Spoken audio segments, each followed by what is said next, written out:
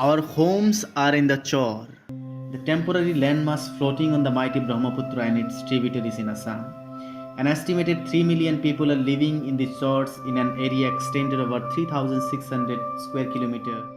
Most of these people belong to Bangalore's in Assamese Muslim community, a community which has often been seen as backwards, others, outsiders, foreigners, and so on. But here is our real story. When Assam was annexed by British, a military officer visited and described Assam in his report. It seems totally devoid of men, beasts, or birds.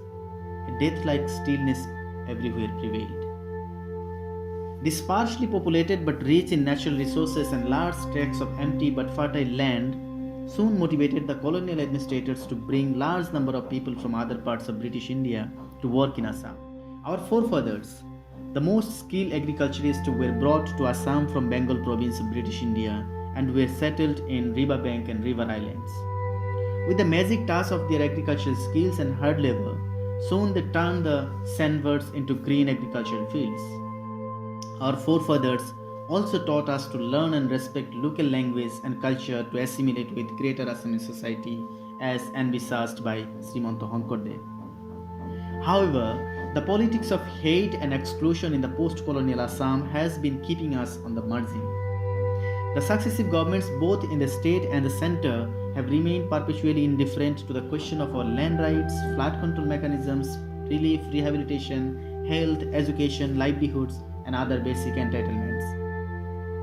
Every year, hundreds and thousands of our people get uprooted from our homes and hearts because of flood and erosion. In the absence of government's resettlement and rehabilitation policy, many of them took shelter in government lands who are now being mercilessly evicted. Above all, the allegation of being suspected foreigner has been hovering over our heads like a sword for generation.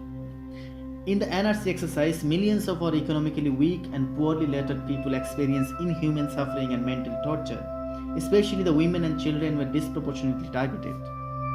As we analyze the reason behind the disproportionate burden on the weaker section of our society, we realize that the lack of education is one of the main reasons which has made us the soft target.